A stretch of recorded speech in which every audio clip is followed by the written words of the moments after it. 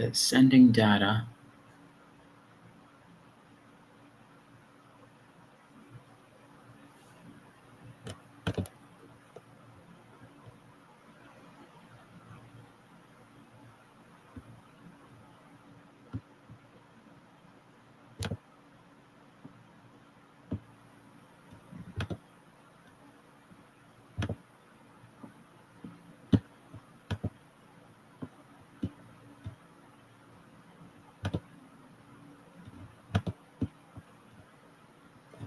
Come on.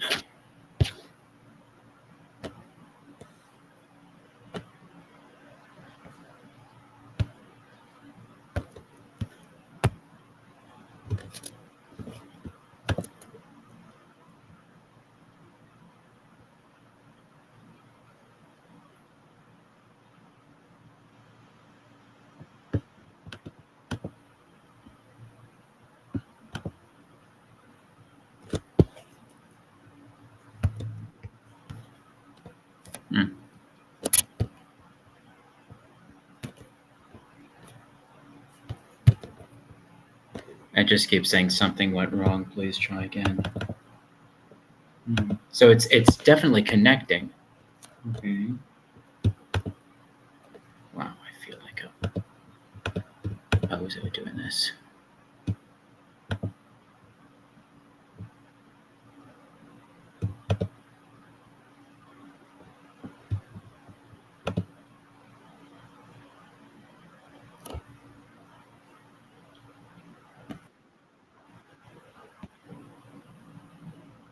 All right.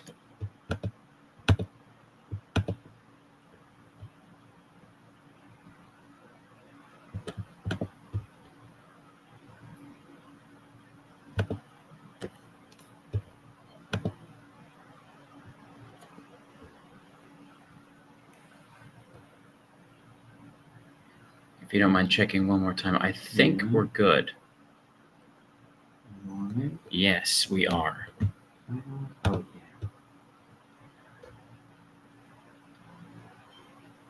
yeah. Yes, we are. Okay, great. Well, in that case, I'd like to welcome everybody to our Campus Climate Course stream of COP30.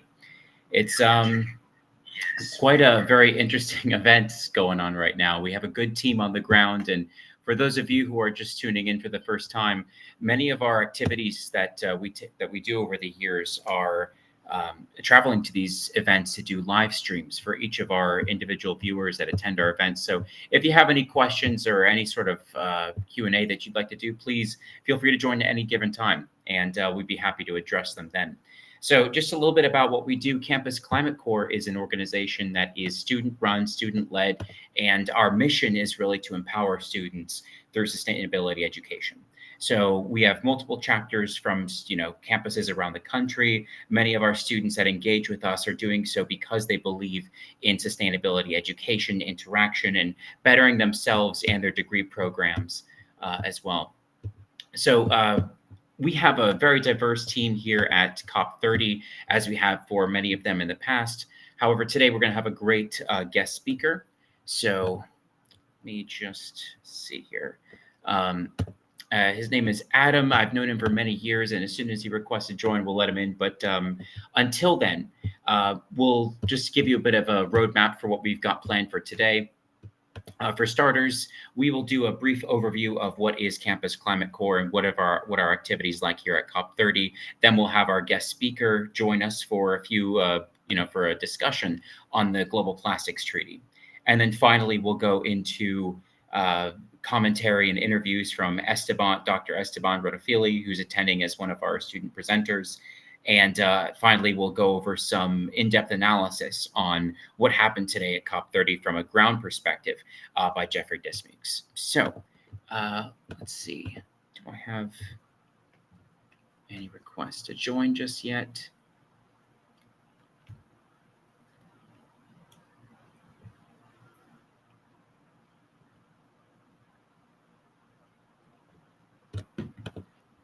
Trying to request, not popping up. I see. Okay.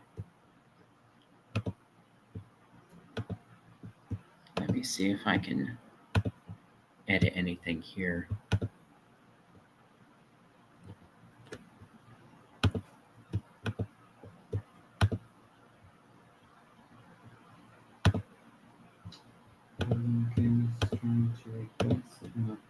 Yeah, for those of us who are trying to use Instagram Live for the first time, it's a fun experience to say the least.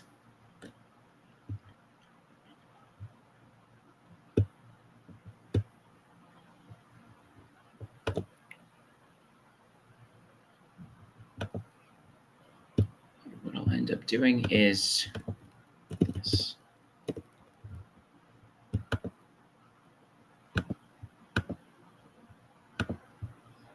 Just give us a moment, dear viewers.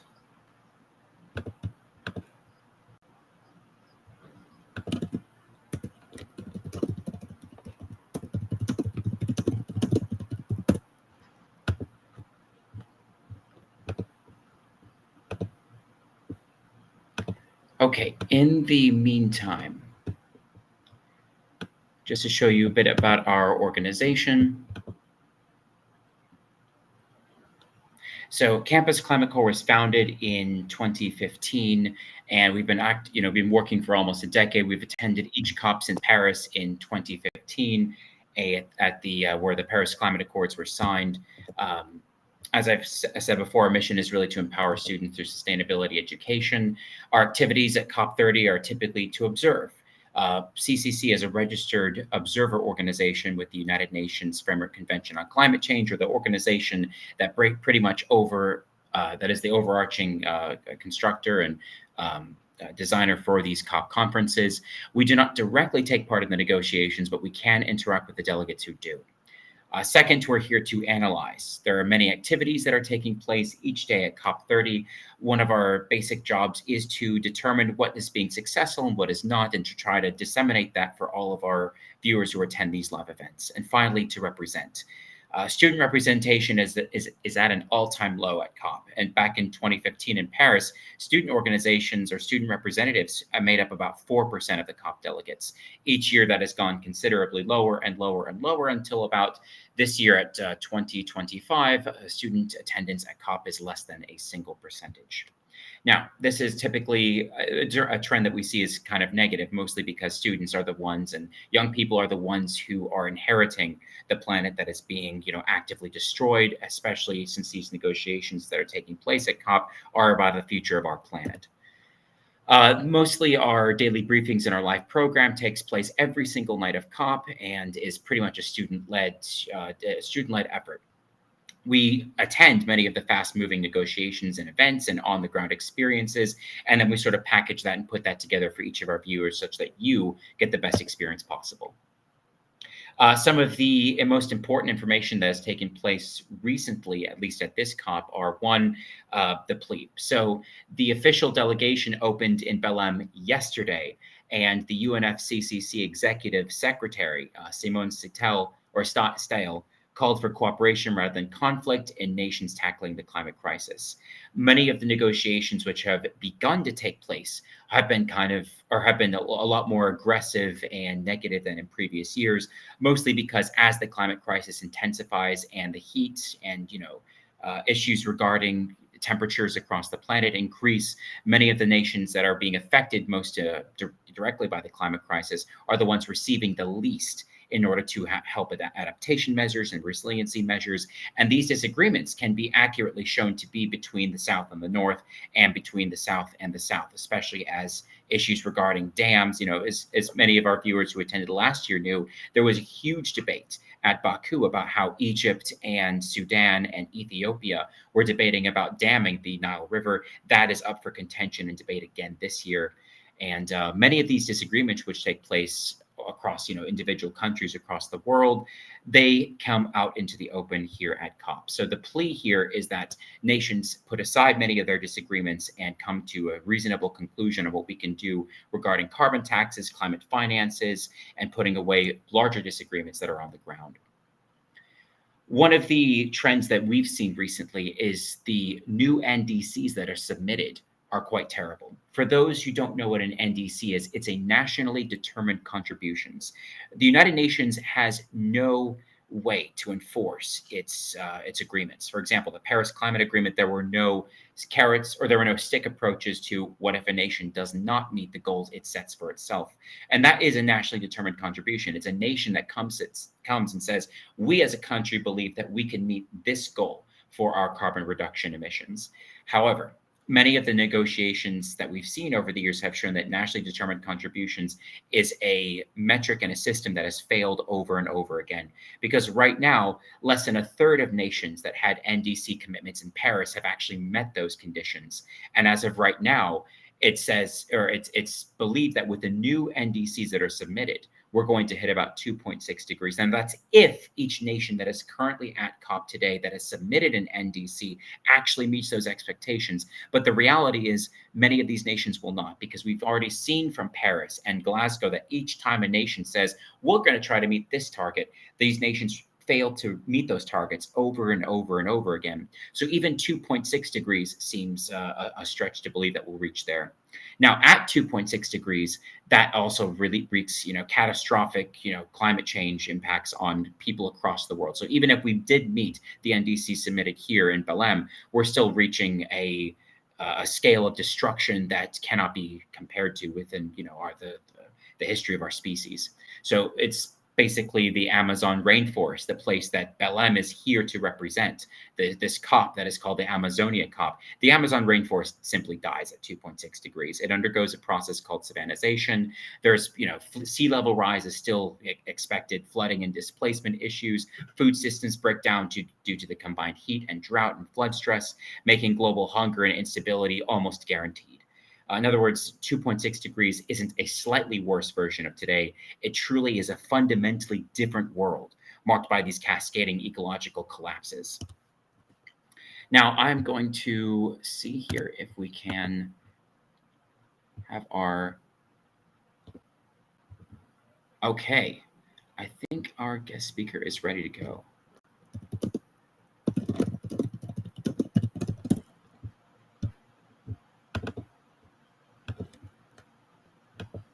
Give us just a moment as I invite our guest speaker.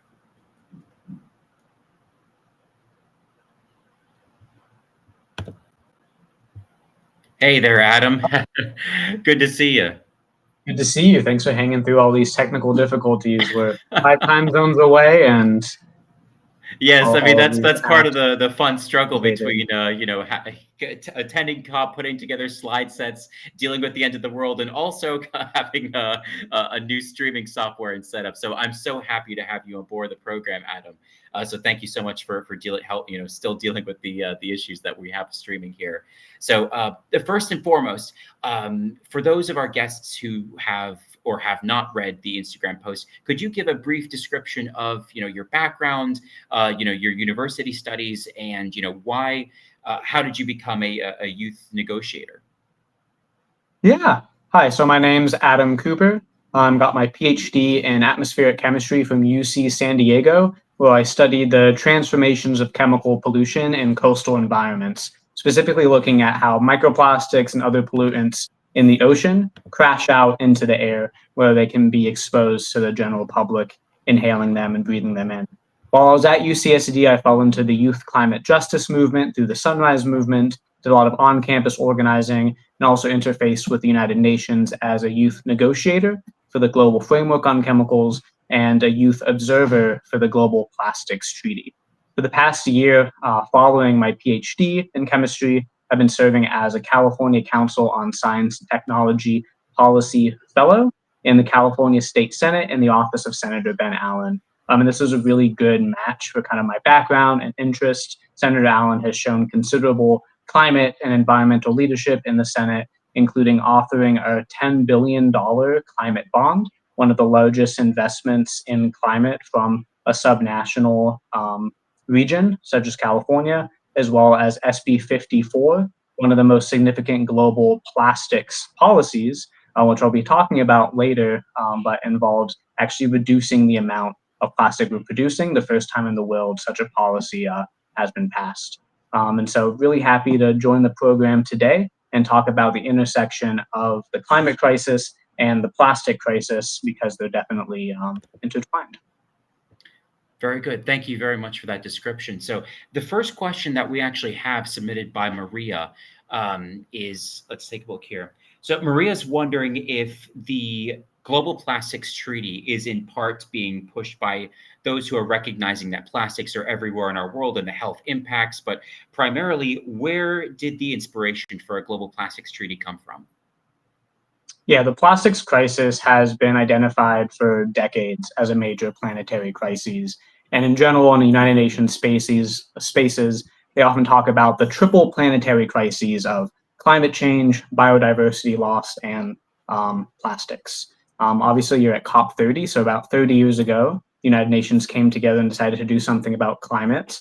In the middle, I forget the exact number, they decided to do something about biodiversity, setting the 30 by 30 goals. And now they're really focusing on the plastic crisis as that third planetary crisis. So in 2022, the United Nations Environmental Assembly set out the ambition to have a legally binding plastics treaty to end plastic pollution by 2040, which is a bold goal with a hard date. We see how those go in climate, but it's a really good starting point in order to kickstart ambition around tackling the plastics crisis, because the production of plastic is expected to triple by 2040.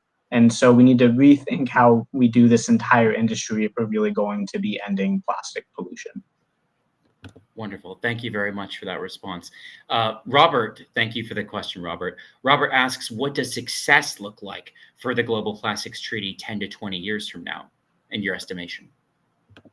It depends on whose standpoint you're defining success from. There's two major blocks in the negotiations around the plastics treaty. There's the High Ambition Coalition, which is being chaired by Norway and Rwanda and contains a lot of the African Union, the European Union, small Pacific Island states. And they're pushing for a truly legally binding treaty that addresses plastic pollution at every stage of its life cycle, from extraction from the ground as fossil fuels, because plastics are made out of fossil fuels, to manufacturing into products, and through waste management at the end. There's another coalition of member states of the United Nations. Typically, they refer to themselves as like-minded countries because it's hard to pitch yourself as a low-ambition coalition. And these are largely countries more reliant on the fossil fuel and petrochemical industries, including our own United States of America. And they would prefer this treaty to focus only on the waste management portion of the plastic crisis, saying it's okay, we'll recycle plastic or we'll burn plastic for energy, which releases CO2, by the way. And they don't want anything legally binding. They only want voluntary targets to be set, very similar to the Paris Agreement. I think you did a really good job in the introduction of how well that's going. Wonderful. And so, yeah, to wrap up, to have a truly successful plastics treaty, we need the high ambition approach, which is to have legally binding targets of reducing the amount of plastic we're producing, which will then enter the environment, and making polluters pay, making the people that are producing the plastic pay for the environmental cleanup, pay for better recycling facilities, and pay for better product design that reduces our reliance on plastic. Right. Thank you. And I think you've kind of addressed this a little bit, but Jen Cleo, Florida, thank you for the question, by the way, asks, how does the treaty address upstream change, such as production limits versus downstream recycling and waste management? So we don't know how the treaty is going to address it yet because we don't have a treaty yet. So in 2022, the United Nations Environmental Assembly gave this grand charge, and they gave the 175 member states that were part of that treaty a couple years over 5 sessions. I think 5 sessions over a year and a half, maybe 2 years to figure it out. First session came, no agreement. Second session, third session. I came to the 5th session, and they started from scratch in the very beginning. And then that was the last session they were mandated to deliver a treaty, and they failed. They came back about half a year later in August of this year for session 5.2 because they were legally mandated to do it in only 5 sessions. They failed again. We don't know when there's going to be a 5.3. We don't know if there's going to be a 5.3. because of the way that these two coalitions are in deadlock, and that the small minority of the like-minded states are not agreeing with the vast global majority of the high ambition coalition, we're not getting to a place for a treaty. A lot of that's based on United Nations system of environmental treaties, which is based on consensus, which means everyone agrees, no one disagrees.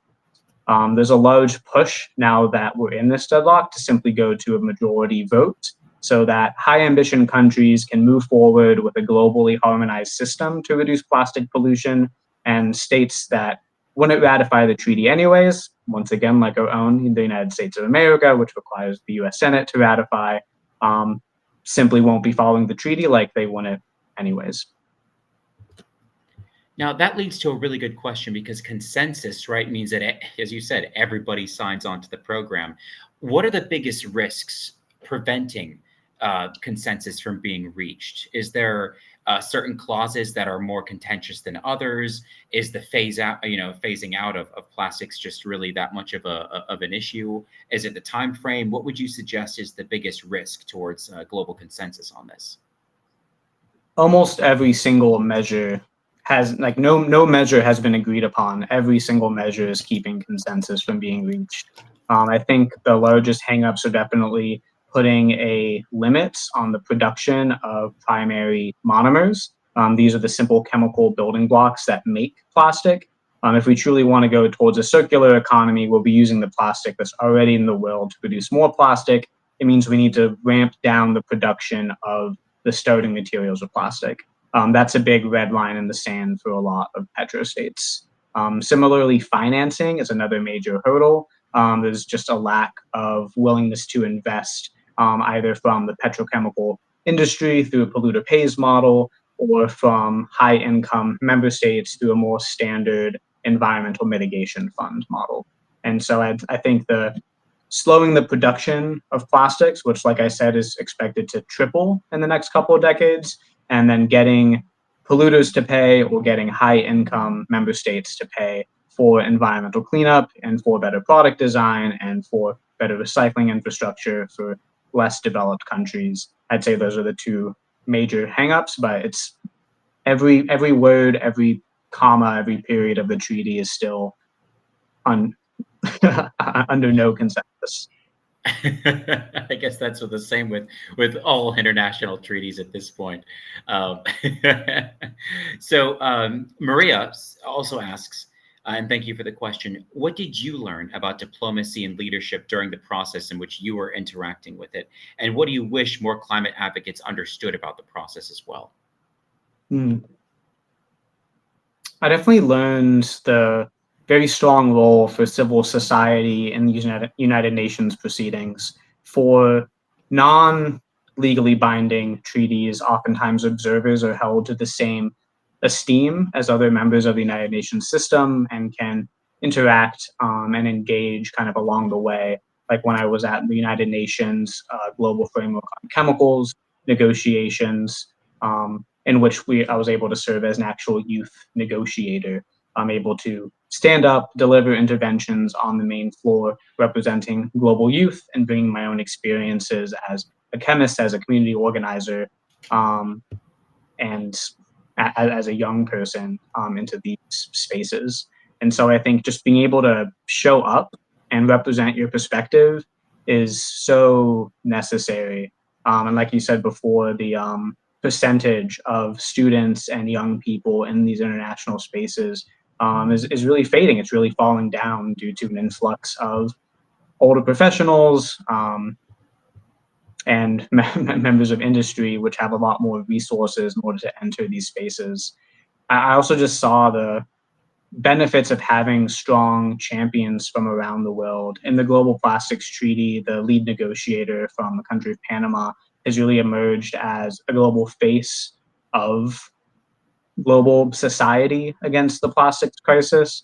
And it's really inspiring to see the same people come again and again to these negotiating spaces, holding the line, because it's easy for countries with high ambitions to just go down to the lowest common denominator. That's what a consensus-based system is meant to produce is the least ambitious treaty. It's really inspiring to see the leadership of the High Ambition Coalition drawing that line in the sand, saying we're not going to go past this. We're only going to move forward with a treaty that actually does something, that accomplishes the mandate of the United Nations Environmental Assembly. Wonderful. Thank you for that. Thank you for that answer. So, what we've noticed here, at least on the ground here at COP30, is that the plastics treaty has been discussed in multiple places. At least yesterday, when I attended quite a few of the sessions, it was discussed in a lot of places. But many of the people that were discussing it didn't seem to have quite a bit of hope for, as you had put it, the next version of the treaty that would be discussed. If you had something to say to the delegates at COP30 regarding this, what would you say? If you had the opportunity, what would you tell them? We can't give up on the global plastics treaty, and we need to fulfill the mandate set by all 175 members of the United Nations Environmental Assembly when they gave the mandate for a plastics treaty. And I think if you look at the text, the intention behind the treaty, it wasn't a treaty about recycling. It was a treaty to end plastic pollution. That's a lofty goal. It's a bold goal, but it's the one that the global community must take on if we want to reduce the carbon emissions from the plastic industry, which account for twice the aviation industry. The plastics industry emits more CO2 than the continent of Africa. And if we want to end the suffering of environmental systems and people who are inheriting this toxic plastic burden in the form of microplastics, our children are being born with microplastics in their blood. You can't breathe clean air. You can't drink clean water because all of it's contaminated by these microplastics. And as a species, as a society, we have a duty to end plastic pollution. Very well said. Adam, thank you so much for your time coming on the program today. We're all very grateful, and for all of our viewers on Instagram and YouTube, and from me as well, thank you so much for coming and sharing your insight. We're all very grateful, and I think tomorrow as well, there will be some commentary on a couple of the sessions that we'll be attending on the plastics treaty. So stay tuned for maybe some follow-up commentary and dialogue then. But in the meantime, Adam, thank you so much. Thank you. I'll be tuning in. Sounds good. All right. So the next program and segment that we have today is going to be from Dr. Esteban Rodofili, who is sitting in the same room as me and who attended many of the sessions over at COP. So the first things first, Esteban has attended quite a few of the Campus Climate Corps programs over the years, and he is one of the best people we've got on the team to actually go and talk to folks on the ground, getting the perspectives at COP30. So we're going to showcase a couple of interviews that he had. So without further ado, I'm going to turn it over to Esteban for showcasing the interview with the COP30 president. So Esteban, why don't you come on over here and just give a little bit of background about yourself, and I will help connect it.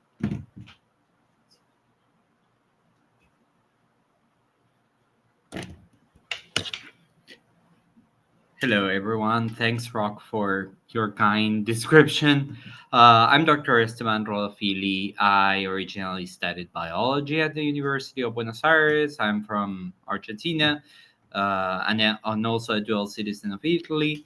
Then I studied public policy at the Torquato di Tella University in Argentina. And finally, I did my PhD in interdisciplinary ecology at the University of Florida. After which I became a Canals Fellow. It's a fellowship program created by NOAA and Sea Grant for people in the environmental marine space research to participate and bring new ideas to government. Some parts of some fellows go to the executive, some fellows go to the legislative.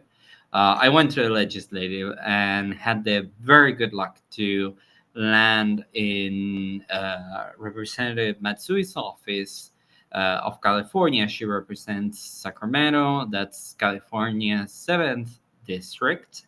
And I was working with my mentor, Dr. Adam McBride, on the energy, transportation, and environment portfolios. So among the things that I like to do the most is actually interview people on the ground during COP. So without further ado, I was very, very lucky. I came across the president of COP, and I have a very short interview, but quite worth it. Um, I'll I'll start by sharing this screen, and yes, and here we have. So the president of COP is a Ambassador André Correa do Lago. He's a top diplomat from Brazil, and here we go. One more question from the United States, from Campus Ele é argentino. Yes, I'm Argentinian. Okay. Yeah. We're here with the president of COP. It's an honor. Quais são os resultados no primeiro dia? Primeiro dia, tivemos a aprovação da agenda, tivemos um mega discurso do presidente Lula, tivemos as pessoas dizendo quanto estão felizes de estar em Belém. Então, eu acho que foi um primeiro dia maravilhoso. Incrível. Muito obrigado, senhor presidente.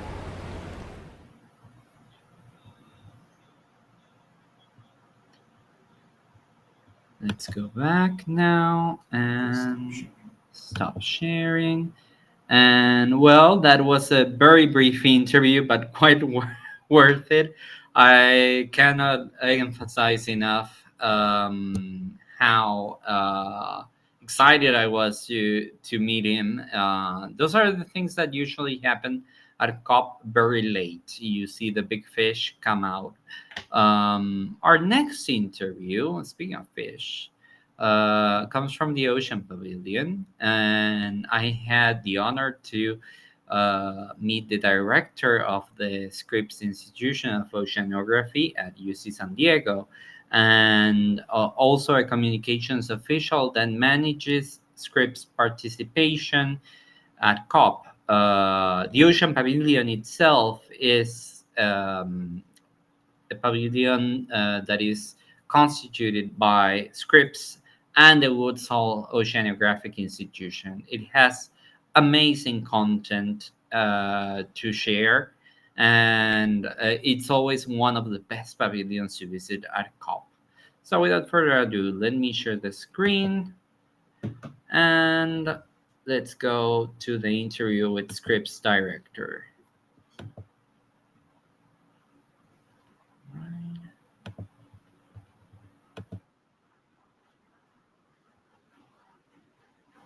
Director of Scripps Institution at UC San Diego, and Robert Monroe, coordinator of the Scripps Institution and the University of California delegation to COP30. Such an honor to have you. How are you doing today? Oh, very well. First day is always the most exciting. Indeed. Yeah. Well, our first question is for Dr. Mina Wadwa. Can you tell us a little bit about your own background and your current research? Yeah, so this is actually my first time at COP, and so I'm really excited to be here. My background is actually as a planetary scientist. Wow. And so my perspective is a global one. Indeed. And a planetary perspective. Encompassing, all comprehensive perspective. Yeah. And comprehensive, but obviously we are representing the voice of the ocean here Indeed. in this Ocean Pavilion, and of course representing our institution, Scripps, of course, and the work that we do that is really to make a difference in some of the biggest challenges that we have in society and for humanity today. So Yeah. yes, I mean we're trying to make a difference. Yeah, absolutely. Would you mind telling us a little bit about your own academic or background or professional background and your role within Scripps today? Yes. Well, I am actually a communications officer at Scripps Institution of Oceanography at UC San Diego. And many years ago, I fell into the job of being the coordinator of our delegation and to secure the badges for our group. That's That's a lot it. of work. Yeah. Yes. Yes. It's incredible. I mean, we bring a lot of students here, and of course, Rob helped to make that happen. Yes, and we've been very lucky to have friendships with very generous countries who have helped get some of our students here. Yeah. Totally looking forward to interviewing students too.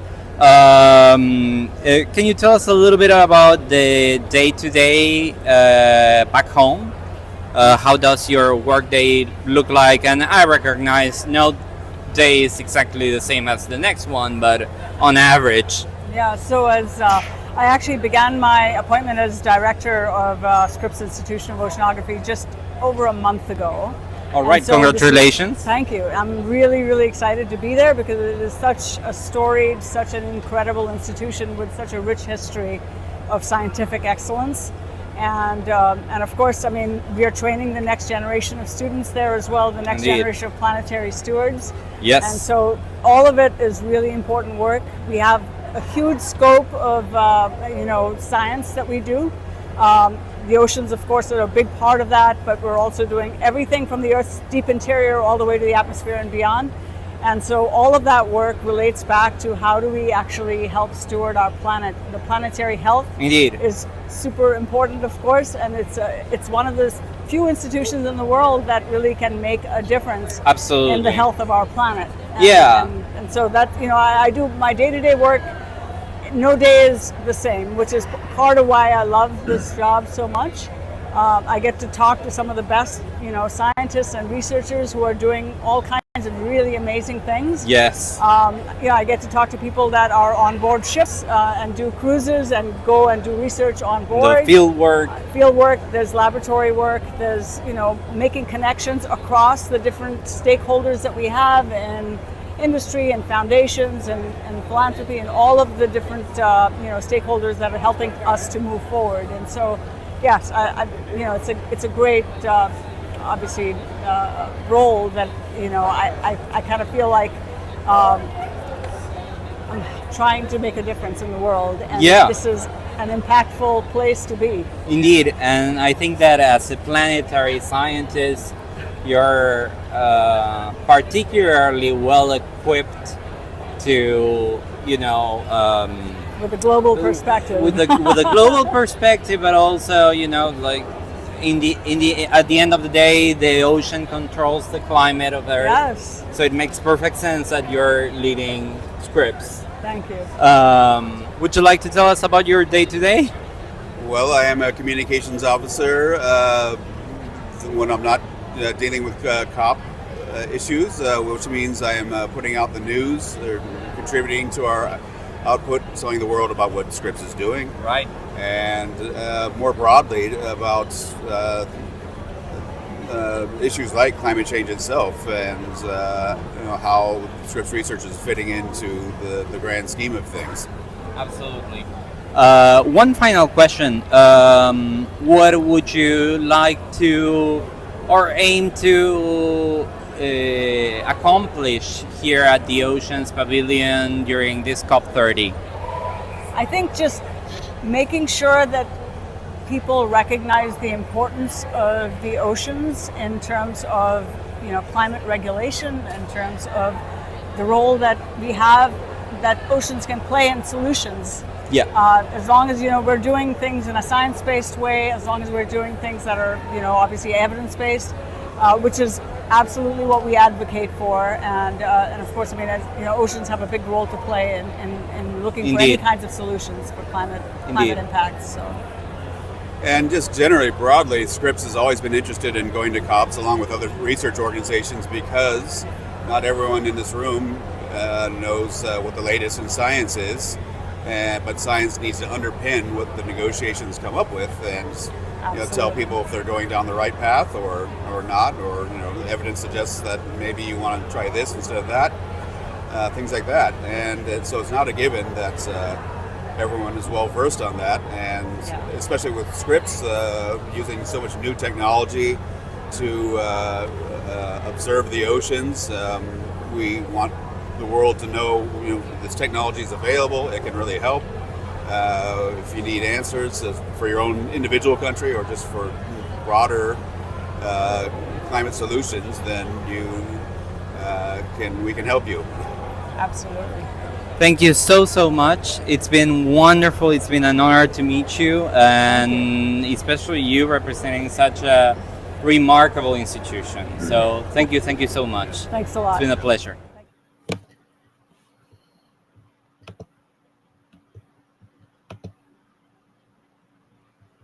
And that was our interview with Scripps director. Those are one of the things that usually happen on the first day, so you gotta get them while you can. Next, we have a very interesting interview with one of the student speakers from Scripps. Without further ado, I will share my screen again and get you there. This will be. We actually have Jeff next. Oh, actually, well, enough of scripts for a day. We actually have Jeff Dismukes here with us. We'll definitely have the interview with the student from Scripps tomorrow, along with other students from the ICCI, glaciologist. In the meantime, we have Jeff Dismukes with us today, and who has been just going around COP30 and taking pictures and going to sessions, and we'll give you a vision of how it looks on foot.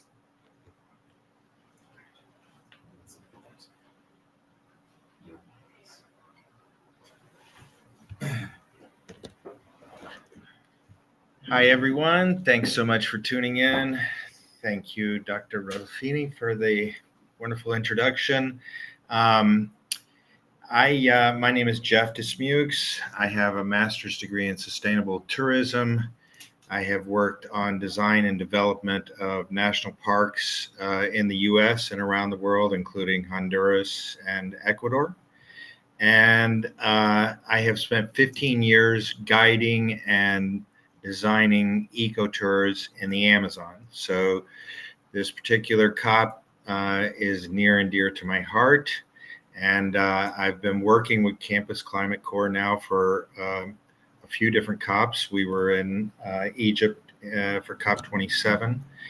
And for those of you who've been following our Instagram, I pitched Rock on the idea this year of because the conference is in Belém at the mouth of the Amazon, we did our journey to COP beginning at the confluence of the Ucayali and Marañón River in Peru that forms the Amazon River. And we spent 10 days going down the river by boat to arrive here. And along the way, we filmed a documentary starring Rock, the founder of Campus Climate Corps, interviewing indigenous peoples along the way to get their perspective of how they're dealing with the challenges of the climate crisis on a daily basis. It was quite profound, and there's a whole lot of suffering going on out there that us in the West are pretty much shielded from, but these people are living on the front lines of the crisis on a day-to-day basis. So unfortunately, I wasn't able to upload the pictures that I have for you guys, so you're going to have to unfortunately look at me while I'm kind of trying to describe what this event is like. I think what a lot of people don't understand is the sheer magnitude and spectacle of this production. I registered over 14,000 steps today, going around looking at I tried to get around to every pavilion, including country pavilions and pavilions from NGOs. And, you know, one of the things that is always a little depressing to me on these first days from COP is seeing the amount of money and effort that goes into the show. When, as Rock said in his introduction, very little is actually being accomplished towards solution to the crisis. And this especially struck me this year, seeing how we had just arrived from our trip down the Amazon, and we actually witnessed a tragedy that happened firsthand in real time in Manaus, just upriver from here, where a band from Hurricane Melissa actually caused a wind microburst on the river that turned over people's floating houses while families were in the house. And so we arrived to the port with people being evacuated by ambulance with broken bones and head injuries and things like that. And we were able to document all that in real time. And that being juxtaposed with arriving here at COP with all this frenzy and chaos, and every country is offering music and dance, and people are queuing up to fill their swag bags with memorabilia that the countries are giving away for free. And it's estimated that at least $2 billion is being spent here on this production. And to think of what that money could really be doing for people's lives that are affected on the front line is just, it breaks me up, honestly, to think about it. It almost seems tragic. And so I spent all day walking around and looking at this and trying to take it all in. I saw Gavin Newsom. He arrived today, and not much is going on yet, and that's kind of typical of these things. They're slow to get going. So the plenary sessions and the negotiations haven't really started yet. So there's not much to report on that. But I guess the metaphor that comes to mind was, we're fiddling while the world is burning, or to even bring it to a more modern metaphor, we truly are having a don't look up moment. The first day of the conference yesterday, the inaugural day of the conference, Belém, the city that is hosting this conference, had major flooding in the streets. The sewers were backing up in the streets. Today, the Philippines got hit with their 21st storm of this year. Hundreds of people are dying, and the Filipino delegation, most of the Filipino delegation had to leave because of the dire situation back home.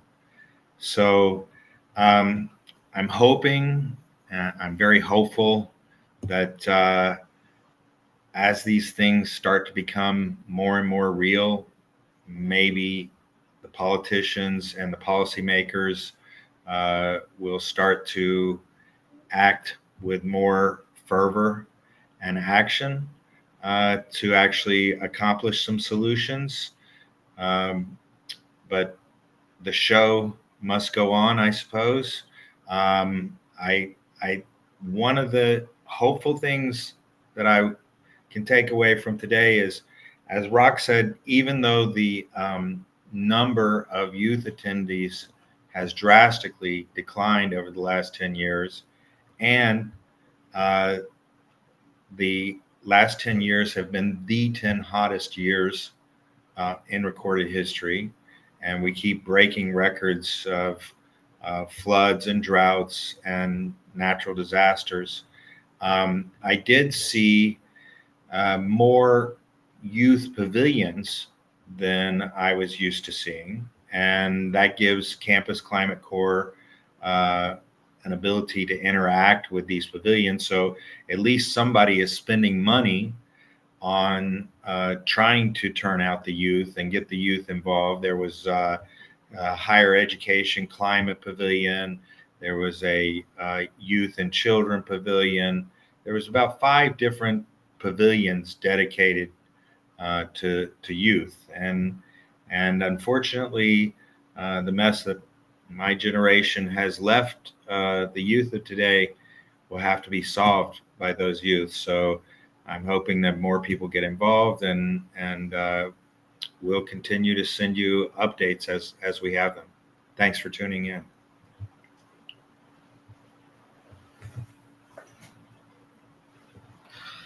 All right, everybody. Thank you so much to all of our speakers and content and those who've made the comments today.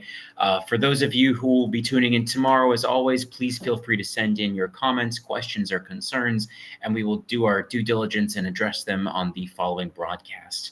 As always, we will be live on YouTube and Instagram, and tune in tomorrow as we'll have Mayor Harvey Ward from Gainesville actually attending and being our guest speaker for then. So until then, thanks to everybody, and we will see you on the next one. Thank you.